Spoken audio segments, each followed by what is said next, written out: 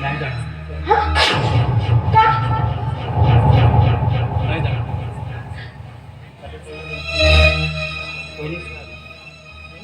मी college सोडण्याचा विचार.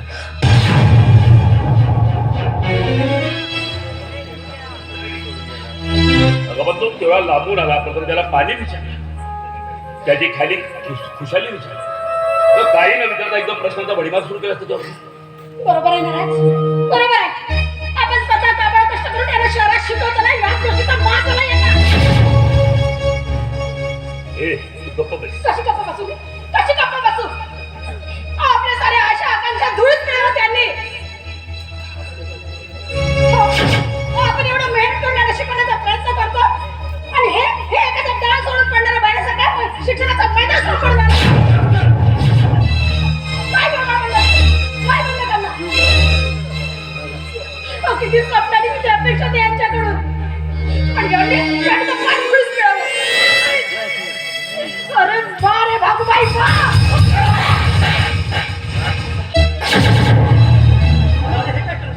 अरे माझ्यासाठी बहीणच्या का हा तुला बहिणीवर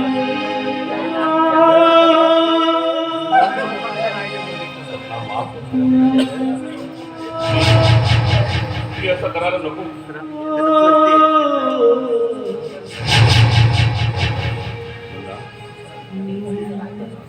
मला विचारण्याचा अधिकार होता नाही. तू हे कॉलेज सोडण्याचा निर्णय का घेतलास?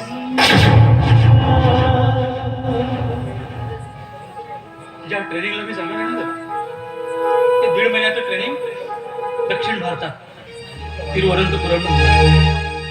दादा तिथलं वातावरण, तिथलं जेवण खाणं ते सगळं वेगळं असतं आणि मला ते नाही जमणार ते करायला. आणि शिवाय दादा मला अशी माहिती मिळाली की तिथे त्या ट्रेनिंगमध्ये आम्हाला गुरांसारखं तिथे राबवून घेतात आणि पण माहित नाही का तुम्हाला असतं दादा.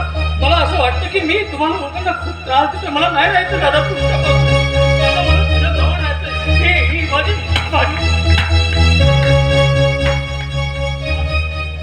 वा पण कुठे बुवा वा. शब्द खरे मार, शब्द खरे मार.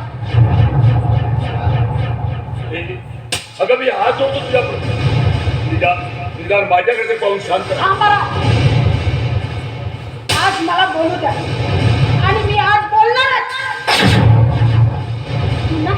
पुन्हा जर आम्हाला आधी माहित असतं ना की तुम्ही ऐन मोक्याच्या क्षणी शिक्षणाचा मैदान सोडून पडून येणार बरं, तर आम्ही तुमच्यासाठी एवढं केलंच नसतं. पण तुम्हाला काय करणार आहोत? तुम्हाला काय करणार? आमच्या वेदना, आमच्या भावना, आमचा त्याग, आमचा बलिदान. तुम्हाला माहिती आहे तुमच्या शिक्षणासाठी तुमचा हा भाव दिवस रात्र आठवटून रिक्षा ओढतो. मी स्वतःच्या गरजांना फुलवाटी देऊन कसं संसार चालवते. आणि एवढंच नाही मुन्ना, एवढंच नाही तर तुम्हाला तुमच्या ट्रेनिंगला जाण्यासाठी मी माझ्या आईने दिलेला मंगळसूत्र दिसून तुम्हाला 5,000 रुपये पाठवले. सगळं करण्याआधी तुम्ही आम्हाला का सांगितलं नाही? किती स्वप्न बघितले होते आम्ही तुमच्याबद्दल. आमचा मुन्ना मोठा शिकून खूप मोठा माणूस होईल. आमचं या घरचं दारिद्र्य दूर होईल. काही नाही पण तुमच्या दादाचा अधिष्ठान सुटेल. पण सर्व व्यर्थ रे देवा, सर्व व्यर्थ.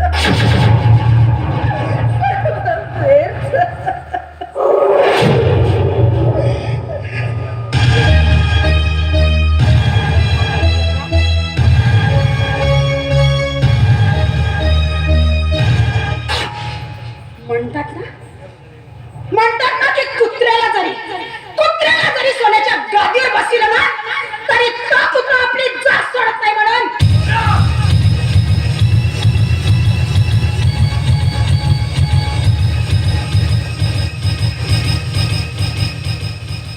काय बडबड करतेस?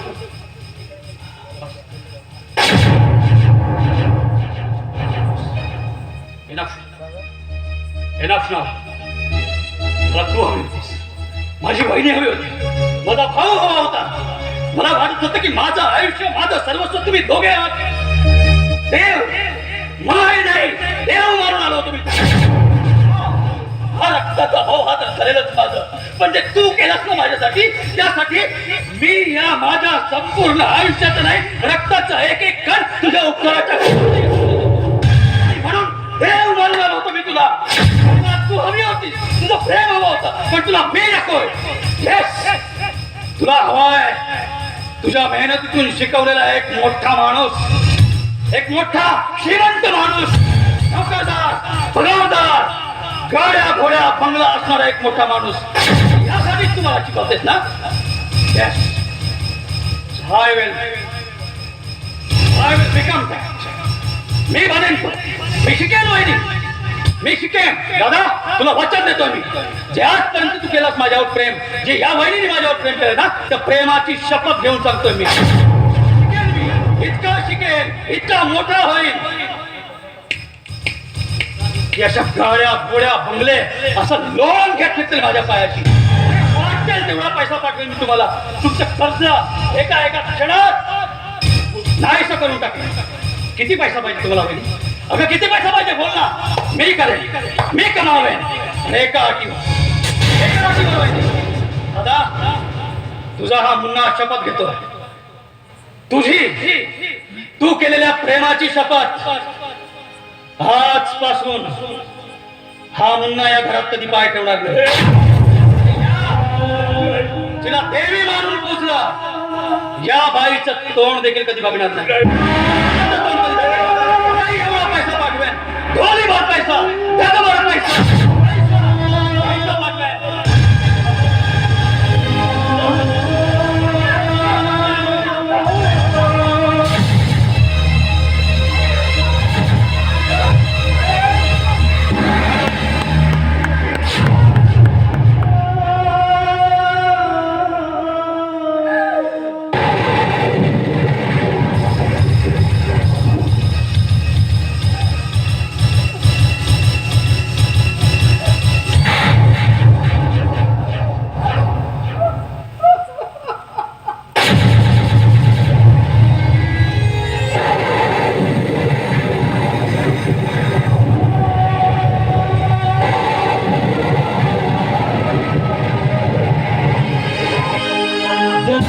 जहाँ